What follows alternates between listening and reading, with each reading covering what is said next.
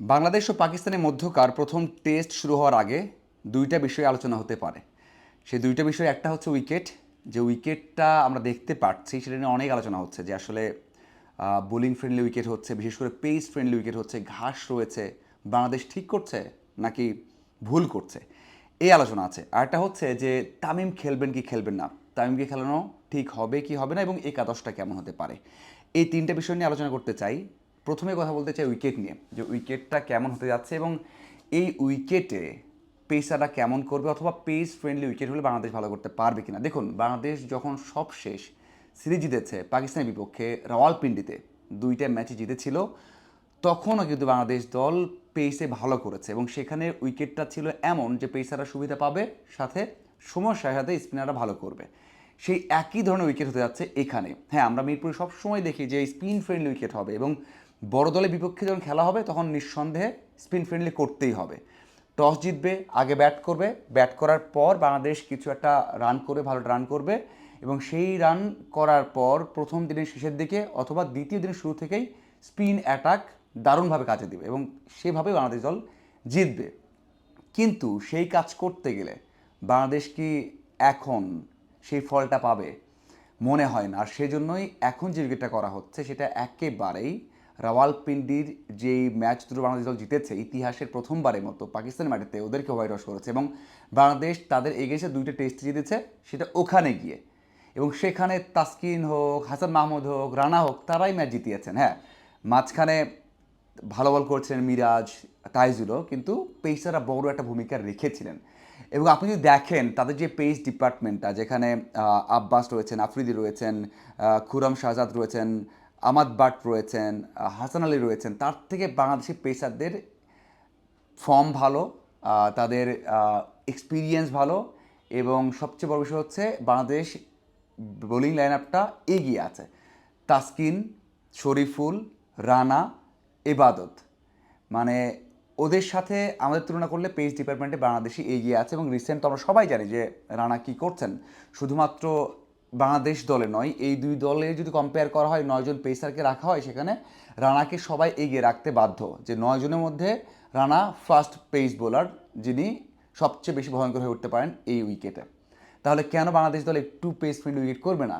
সেই জন্যই করছে। আবার যদি এটাও হয় যে না, দ্বিতীয় দিনের শেষ দিকে বা তৃতীয় দিন গিয়ে স্পিন ফ্রেন্ডলি উইকেট হচ্ছে, সেটাতেও বাংলাদেশ দল এগিয়ে। আপনি বলতে পারেন যে ভাই তাদের তো স্পিনার রয়েছে, সেখানে নোমান আলী রয়েছে, অথবা সেখানে রয়েছে সাজিদ রয়েছে, তাহলে বাংলাদেশ কেন স্পিনাররা ভালো সুবিধা হবে? ভাই, মিরাজ, তাইজুল ওদের মাটিতে গিয়ে ভালো করেছেন, উইকেট নিয়ে এসেছেন ওদের বেস্ট টিমের এগেনস্টে। বাংলাদেশের মাটিতে মিরপুরে যখন খেলা হবে তখন এই দুজন অপ্রতিরোধ্য। যেই কোনো দলের যে কোনো স্পিনারের থেকে বাংলাদেশের এই দুইজন স্পিনার এক কথায় দারুণ। তাহলে কেন করবে না? আমি নিঃসন্দেহে বলতে চাই যে উইকেটটা করা হচ্ছে, যদিও ঘাস আছে আমরা দেখতে পাচ্ছি, আগের দিনও ম্যাচ শুরু হলে হয়তো আর একটু কমবে ঘাস, তার আগে একটু কাজ করবে, কিন্তু প্রথম দিকে অবশ্যই অবশ্যই পেস ফ্রেন্ড উইকেট থাকবে এবং ভালো একটা উইকেট হতে যাচ্ছে। এখন আসা যাক যে ব্যাটারদের কি হবে। ব্যাটাররা কি একেবারেই একেবারেই খুবই কঠিন একটা পরীক্ষার সামনে পড়তে যাচ্ছে? সেটাও না। আপনি খেয়াল করে দেখেন আগে কি হতো, প্রথম দিনের পর বা প্রথম দিনের শেষের দিকে আপনি দেখতে পারতেন যে আনইভেন হচ্ছে, ব্যাটসম্যানরা বুঝতে পারতো না। সেখানে খেলার থেকে এমন উইকেটে খেলা বেশি বেটার ব্যাটারদের জন্য, যেখানে পেসাররা সুবিধা পাবে ঠিকই, কিন্তু বুঝতে পারবে যে কেমন কঠিন হচ্ছে, কেন কঠিন হচ্ছে। যে ব্যাটার তাদের দায়িত্ববোধ, তাদের স্কিল দিয়ে ওই বোলারকে রিড করতে পারবে, তারা ভালো করবে এখানে, ব্যাট করা ভালো হবে এখানে। তাহলে আপনি বলবেন যে ভাই আপনি কী বলছেন, বোলাররা সুবিধা হবে, ব্যাটাররা ভালো করবে। হ্যাঁ, আগের উইকেট যেখানে ছিল বল লাফাতো না ঠিক মতো যেখানে জাজ করা যেত না, বল যেই বাউন্স মানে তারতম্য, সেটা মানে একেবারেই রিড করা যেত না, ব্যাটসম্যানরা পারতই না। তো সেই জন্য আমার মনে হয় এটা খুব দারুণ একটা উইকেট হতে যাচ্ছে। এখন এমন উইকেটে বাংলাদেশ দলের একাদশটা কেমন হবে এবং সেখানে তামিম সুযোগ পাবেন কিনা। দেখুন, আপনি বলতেই পারেন যে তামিমকে নেওয়া হয়েছে কেন। আমার মনে হয় এখন ওয়ার্ল্ড ক্রিকেটে, বিশেষ করে টেস্টে, এমন একজন ব্যাটার দরকার হয়। বাংলাদেশেও ছিল, আশরাফুল, রফিক বলেন, সাকিব বলেন, তামিম বলেন, তারা একসময় অ্যাটাক করতেন।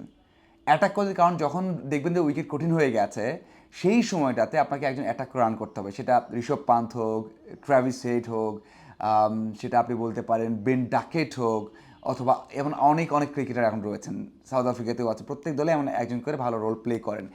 এখন তামিম সেই কাজটা করতে পারবেন, যে কাজটা হাবিবুল বাশার সুমনও করতেন। মানে যখন সার্কেলের মধ্যে ফিল্ডার থাকবে, আপনি বল ক্লিয়ার করলেই 4 হয়ে যাবে, 6 হয়ে যাবে, আপনি 70 বলে 50 করবেন, 55 করবেন, সেটা টেস্ট ক্রিকেট অনেক বড় একটা রান। তো সেই জন্য আমার মনে হয় প্রথম টেস্টে যদি খেলানো হয় তামিমকে, এটা খারাপ কিছু হবে না, ভালোই হবে। যদিও জয় লাস্ট টেস্টে রান করেছেন, সাদমানও করেছেন, তারপরেও বড় ম্যাচ যদি ওই রিস্কটা নেওয়া যায়, যদি খেলানো যায় এবং ফর্ম করে, তাহলে তো দারুণ হবে। ফর্ম না করলে কথা হবে ঠিকই, সেই জন্য হয়তো প্রথম টেস্টে নাও নেওয়া হতে পারে, বাট আমার মনে হয় নিলেও ভুল হবে না। এখন আসা যাক যে একাদশটা কেমন হতে যাচ্ছে, খুবই প্রেডিক্টেড। মানে যারা দেখেছেন সবশেষ টেস্ট তারা বলতেই পারেন। প্রথমত বলতে চাই যে সাদমান, জয় অথবা তামিম, এরপর সবই একেবারেই সহজ, শান্ত, মুমিনুল, মুশফিক, লিটন, 6জন ব্যাটার হয়ে গেছে। আর সেখানে বোলার তাইজুল এবং মিরাজ হয়ে গেল 8জন, 3জন পেসার, রানা, তাসকিন এবং শরীফুল। একজন লেফটি পেসার রাখার সম্ভাবনা বেশি, এই জন্য এবাদতকে হয়তো বা প্রথম টেস্টে আমরা নাও দেখতে পারি। এটা হচ্ছে বাংলাদেশের একাদশ। অমিতের সুযোগ নেই প্রথম ম্যাচে, কারণ অমিত আমরা সবাই জানি যে উইকেট কিপার ব্যাটার ব্যাকআপে এসেছেন লিটনের জায়গাতে, হয়তো বা তাকে দলের সাথে রেখেই তৈরি করা হবে, আপাতত তার সুযোগ নেই। প্রথম যে জায়গাটা সেটা হচ্ছে তামিম এবং জয়, সেখানে কী হয় সেটা এখন দেখার অপেক্ষা। এবং উইকেট আমার মনে হয় যে আগে যেমন প্রথম দিনের শেষের দিকে ভাঙতো, দ্বিতীয় দিনের শুরুতেই ভেঙে যেত, তেমন না হয়ে নিঃসন্দেহে প্রথম 3 দিন উইকেটটা ভালো থাকবে এবং স্পোর্টিং উইকেট একটু পেসারদের জন্য সহযোগিতা থাকবে। বাংলাদেশের সময়টা খারাপ গেছে, কিন্তু পাকিস্তানের বিপক্ষে সিরিজ জিতেছে, হোয়াইট ওয়াশ করে এসেছে, এরপর ইন্ডিয়ার এগেনস্টে হার, ইন্ডিয়ার মাটিতে গিয়ে সাউথ আফ্রিকা এগেনস্টে হার, দেশের মাটিতে শ্রীলঙ্কার বিপক্ষে হারতে হয়েছে, জিম্বাবুয়ে এগেনস্টে হারতে হয়েছে, সব শেষ আয়ারল্যান্ড এগেনস্টে আমরা জিতেছি। তার মানে সময়টা খারাপ যাচ্ছে, আয়ারল্যান্ড এগেনস্টে আমরা জিততামই। সো ওই যে খারাপ সময় থেকে ভালো সময় আসতে হলে এই ম্যাচটা জয় দরকার। আপনার কি মনে হয় বাংলাদেশ পারবে কিনা, অবশ্যই জানাবেন। ধন্যবাদ।